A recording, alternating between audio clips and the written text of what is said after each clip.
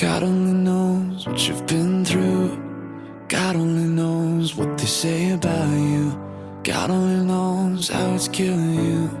But there's a kind of love that God only knows. God only knows what you've been through. God only knows what they say about you. But God only knows the real you. There's a kind of love that God only knows.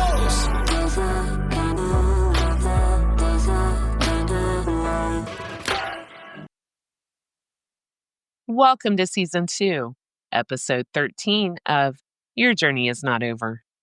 My name is Tanya Pearson Randolph.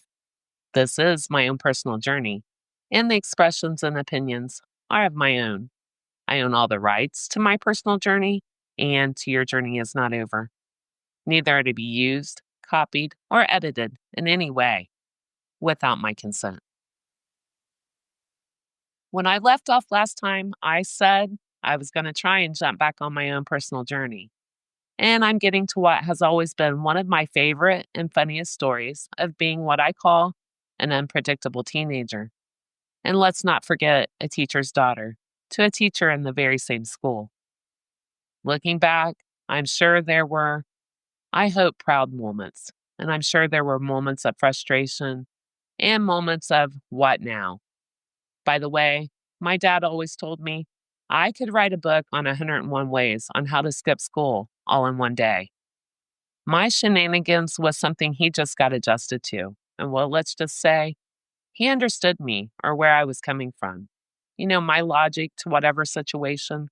And most of the time, I would give him a heads up if there was a problem with someone, you know, a classmate or a teacher.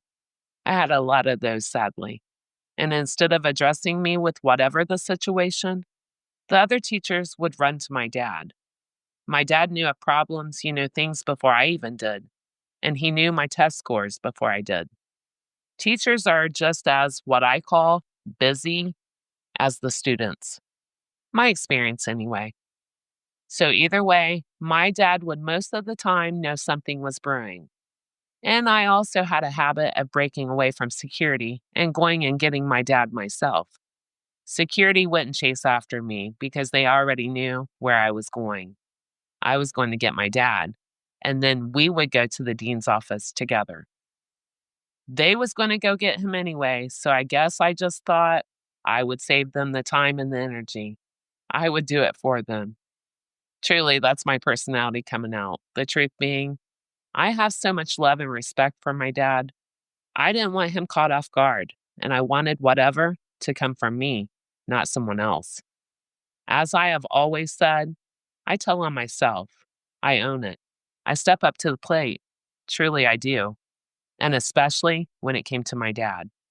He was my best friend, my role model, someone to look up to, someone to admire, and definitely someone to learn so much from. I loved our many long talks, and I listened more than he thought I did, that's for sure. We were also what I call battle buddies at home.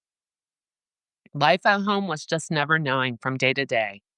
And the energy in the house, well, it affected everyone, not just me. It affected my dad, too. It even affected my dog. My dog would scratch on my bedroom door, and I would let him in, and he would go in my closet and hide and lay down. Realizing this was his safe place, I put blankets down in my closet for him to lay on and to be cozy and safe. In fact, just the other day, I told a friend on the phone that I got really good at reading people's energy at a really early age. One of the perks of being a traumatized, withdrawn, very quiet but observant child. Reading energy was survival to me when it came to my mom. I could gauge the mood the minute I stepped into the house. As I have said before, she could change the energy to a whole house just by walking in the door, in what I call one of her moods. So, back to school. It's still my freshman year. It's towards the very end of this very long year for me. I was in gym class, and after I got dressed, I would always go talk to my PE teacher. She was laid back, and she was always fun to talk to. Plus, I had her husband as a teacher at my county school, and he was, in fact, one of my favorite teachers at that school. So, with knowing that my PE teacher was his wife, I had a natural bond to her, a connection. The bell rung, so I headed out of gym on my way to the next class. The next thing I know, I got sucker punched from behind. I didn't even know who hit me until the fight was over. I went into a complete blackout, always did when I fought. So when it was over and we got separated by security, I truly didn't know this girl. And I was like, what in the world? I had no clue. I know my eyelid got scratched, and on the way to the dean's, I was like, oh no, there's blood. It was just a scratch, but I seen blood. That enraged me.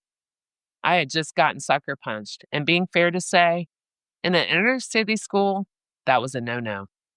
That would definitely be against the laws of the land at school, so to speak. And to see blood, security double tagged me. They had previous experience with me, let's just say. They knew they had to take me into another door and wrestle me into the Dean of Girls' office. I have to say, writing this, I am shocked at my behavior. Truly, at times, I'm like, was that really me? There's no way. It's a complete contrast to who I become as an adult. Total opposite. But looking back now, that was that traumatized teenager that held so much inside and smiled through so much pain. And that was the volcano erupting. And when it did erupt, there was a lot of pressure. I will just say, just waiting for the release. Never did I look for trouble. Never did I start trouble. I was nice to everyone, and I'm best known for the friendliest girl in school. But I did put my nose into things that weren't my business. I took up for a lot of people. I couldn't stand to see anyone bullied or in fear. And most of the time, I could interfere and resolve things. I had my own special little way of doing it so that it was over, done with. And then there were times I had to stand my ground for what I believed in. No bullying, no two, three people against one. No, I couldn't just stand back and watch that either. Didn't mind stepping in and making the scales even. So, yes, that got me into fights too. But this fight, I truly had no forewarning, no knowledge. I had seen this girl in gym class. She was really quiet and to herself, and I didn't never have a problem with her. So I'm sure my dad was as caught off guard as I was. I do remember security wrestling me down the hallway and me screaming to some friends to go get my dad. Anytime I got in trouble, and if it was impossible for me to go get him, then I wanted my dad immediately. Honestly, looking back, I never worried about my punishment at school. And at home with my mom, it was pretty much come what may, never really knowing with her. But my dad, that was different. My dad was my rock, and I never wanted to disappoint him. I'm sure that I did many times, and for that, I truly am so sorry. I'm sure that when anyone looks back on their life, there are aspects, circumstances that we would all change. But I now ask myself, had I changed anything at all, would I now be who I am? Probably not. We live, we learn, and we grow into different versions of ourselves, until we get to the best version, the healthiest version. But without all of those other versions of who we used to be, we could never learn, we could never grow, and we could never evolve the way God intends us to. So I'm in the Dean of Girls' office. She was amazing, and she did an amazing job of understanding me and how I tick, so to speak. She told me many times throughout my 4 years in high school and my many, many trips to her office that I reminded her of herself when she was younger. It was her way of saying, she got me. She understood me. Even when I was in the hospital, she had called me several times and she sent get well cards to me. We had a bond, an understanding of each other. So this day, she was trying really hard to calm me down. I was still enraged and still in a battle zone frame of mind. Okay, I hope I can get through this next part because every time I have talked about this memory, I laugh so hard I cry. I find humor in the worst times of my life. The light at the end of every tunnel. And this would be no exception. I was calming down and trying to catch my breath, and all of a sudden, her office door swung open, forcefully too, and there was my dad. He wasn't happy. In fact, I'd never seen him this mad at me before. It caught me off guard completely, that's for sure. When I ran away, he reacted to that with silent treatment, which crushed me completely. He is a very calm, logical, level headed person, all the things I wasn't, and I admired him for those qualities. But that wasn't him that day. When that door flung open and he was like, "What have you done now?" He was so angry with me. I remember thinking, where is my dad? This man looks like my dad, but that's not how my dad reacts to me. Never. During his moment of frustration towards me, I couldn't help but now let's remember I'm still in a zone and I'm now guarded because of him being mad at me. But all I could focus on was ranch dressing that he had on his face. I remember that's all I could focus on at that time. His lunch must have gotten interrupted, and I'm sure once he knew that I'd gotten into a fight, he knew to get to me to get to the office as soon as possible. The majority of the time, my dad was the only person who could calm me down or get me out of what I call the zone. I was a handful for anyone else, but the sight of my dad would calm me down and get me to comply. He was my safety net, that's for sure. But that day, let's just say it had been a year full of chaos, hospital stays, walking on eggshells at home, and an unruly teenager who most definitely kept him on his toes without ever really meaning to. Definitely wasn't intentional. That day, finally, I got unfocused on the ranch dip and I snapped out of my defensive mode, letting him know I got sucker punched. I had no way out of it. I had to fight. Even for teachers of an inner city school, that was against the law of the land. Sucker punching was definitely frowned upon, and again, I had no way out of it.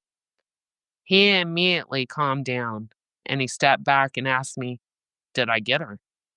Yes, it was a good fight, but still, I wanted to know why it happened. I had no clue. When the chips all fell, I guess this girl, whom, by the way, I'm very close to today, believe it or not. She's one of my biggest supporters locally.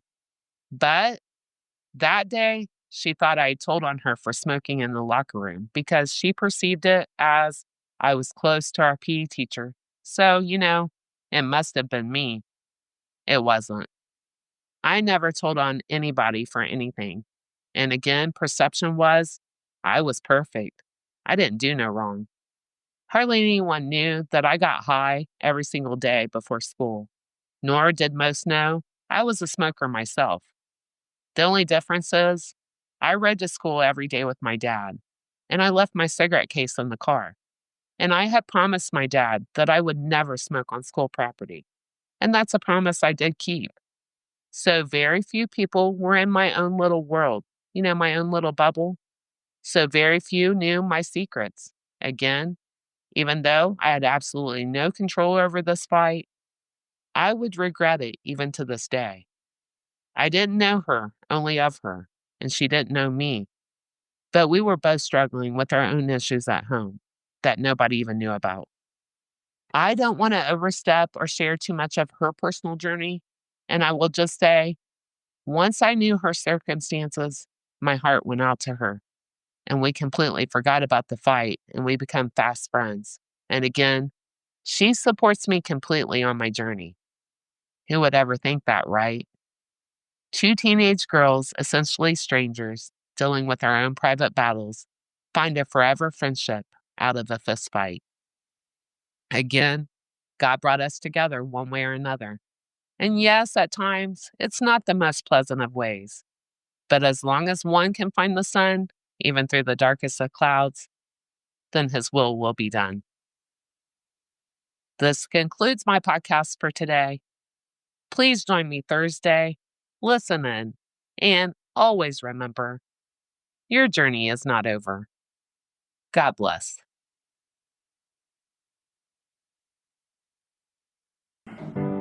God only knows what you've been through. God only knows what they say about you. God only knows how it's killing you. But there's a kind of love that God only knows. God only knows what you've been